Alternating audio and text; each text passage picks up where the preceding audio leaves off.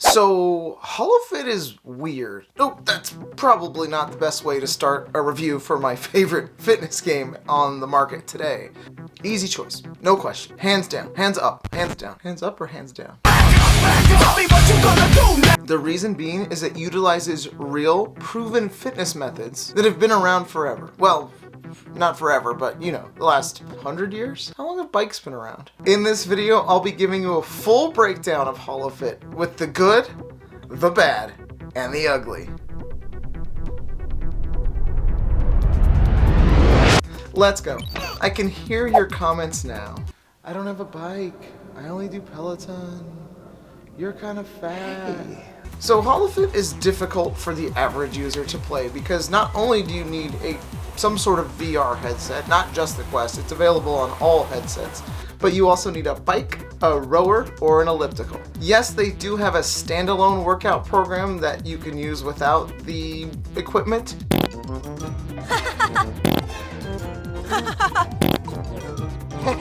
We're just gonna ignore that. This isn't really what Holofit's about anyway. I think they just released that to kind of try and compete with other apps without using a piece of equipment, but it falls very flat and I don't want to talk about it. The pretend workouts, as I like to call them, are kind of like toothpaste. Do we all love to eat it by itself? Absolutely. But is it socially acceptable and will you be judged for doing it? Yes, also. Now, I own a rower and a stationary bike. I don't own an elliptical because I'm not a Planet Fitness. So I'll be focusing on those two pieces of equipment in this review. And if you don't have one, stick around because you might find yourself wanting to buy one after this. They're a lot cheaper than you expect. The other good news is these are my two favorite pieces of equipment along with a treadmill. So win-win. So let's start at the beginning. Holofit is actually the program that I found that helped me get into VR fitness before this channel was even born. Oh, baby. And it helped me dip my proverbial toe into VR fitness. I loved the idea of it. Right now, I mostly run, bike, and row as cardio. But rowing on its own can be super monotonous, especially if you don't row on a river, as can biking. Peloton is fine, but it can only take you so far, and it can get a little old. I've found some programs in the past that piqued my interest with biking and rowing, but again, rowing in my basement, even when guided by a teeny tiny coach on my cell phone, it can get a little monotonous. No playlist is gonna save you from the monotony of rowing. Not hip-hop, not Christian death metal, not Kids Bop. What kind of adult even listens to Kids Bop by themselves? Definitely not me. I've even tried listening to them all at the same time. I'm a visual guy. I need something to look at. Maybe I'll just look at you. So when I first played Holofit, which was over a year ago, because if you're a super fan of FitPro VR, you'll know that I used Holofit as my testing method for the anti-fog video. And I use that intentionally because you can whip up a hard sweat in no time flat, especially if you're pushing a hard pace on a bike. Now, but Holofit has come a long way since biking through the ancient relics of PS1 graphics in Mesopotamia with a draw distance of about 5 feet. That one's still there, and it's still pretty rough, but it's got its nice things to look at too. This whole program has pros and cons, and you know me, I'm not afraid to jump in and tell you what's what. Let's start with the good. I love this application because it truly is an immersive experience. In the game, you're on a bike. In real life, you're on a bike.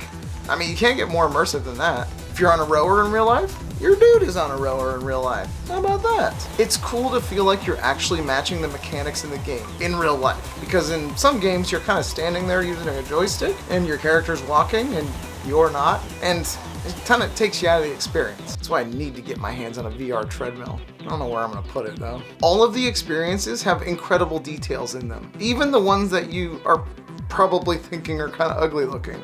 The awe of the size of the buildings in ancient Mesopotamia are amazing. The grandiose feeling of seeing the space station for the first time. But the cyberpunk experience is by far my favorite. They really took their time on this one. In every level, there's little mini sprints hidden along the way that are placed appropriately, and it feels like the cyberpunk one is the most cohesive of all the rides. It's so much fun. it's by far the most replayable too. There's trophies you can collect throughout the game, which keeps you a little bit more immersed in looking at the surrounding area. Now, I will admit, some of the trophies are kind of weird and placed in an odd way. It doesn't always make sense to the level, but it's like hunting for Easter eggs. It can be a little difficult on a rower doing this, but it's one more thing to help you immerse yourself. There's also a fun racing mode, which I mostly use for my No More Fog video because I'm a competitive moron and I'm not trying to lose to that wiener over there. I ended up losing to him, so. So there's a lot of great things in this game, but you didn't come here to just listen to good things, did you? You know I'm about to wreck shit. So let's talk about the bad. Like every game, there's gonna be some bad.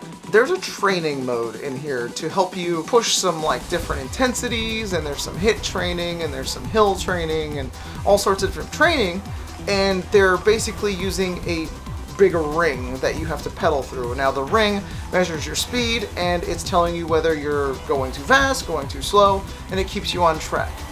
But I really don't like the way the training programs are built, because if you're in this immersive environment and you see these rings everywhere, it kind of takes you out of it. It reminds me of the days I used to pop in my Superman game into my Ultra 64 and literally just fly through rings. I'm on a bike now, but still.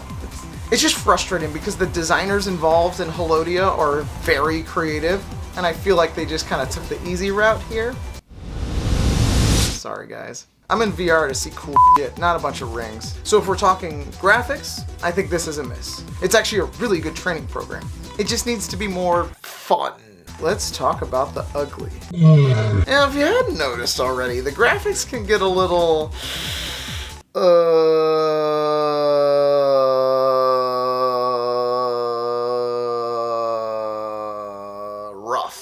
What is that? Who are you? What are those? What are those? Now when you're watching this video on YouTube, obviously you're going to be paying attention to all of these little inconsistencies in good-looking graphics. That's the best way I can explain it. But when you're actually biking and in the moment and pushing a hard pace or a workout, they kind of fly by you without really noticing too much. It's just all part of the background. You ever go to an art museum and look at a painting from far away and you're like, oh yeah, it's a bunch of guys in a cannon and a tree and whatever. And then when you get close, you're like, oh, the tree is just like a bunch of scraped paint on there. Bob Ross style. Happy trees. That's kind of what it's like. So it's less noticeable when you're in the actual game playing. Also, why are you looking at this stuff? You're supposed to be working hard, not lollygagging and bird watching on some machine, you ding dong. The poor graphics are just kind of background noise. It hurts when they're up close. The graphics, I can kind of look past, especially on the Quest 2 standalone. If you're playing on PC VR, it's going to be a lot better. And yes, these have options for everything. The issue is, you don't have a head in this game. Now I know why, and it makes sense, but if you lean back too far, which you will to get a drink of water, you're going to disembody yourself from your body, and you're going to realize that you're just a floating torso arm thing, and it gets a little weird. I don't know, creeps me out sometimes. Where's my head? But overall, Holofit is a really good application. Like I said, it has its good and bad. But as far as working out on an exercise machine goes, you can't beat it.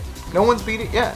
So if you're somebody who already owns a bike, a rower, or an elliptical, this is definitely something you should add to your home gym. I wish there was a treadmill mode, but I'm still unsure on how safe that would be. Happy Run. What the f was that? Play Happy Run. What's that? It's a treadmill game for side quests. It's a weird voice and it's not one of the usual ones. Alright, maybe. It's a maybe. It's a maybe. I've linked a couple of ellipticals, bikes, and rowers for you to check out. Maybe it's something that's in your budget and you'd like to do.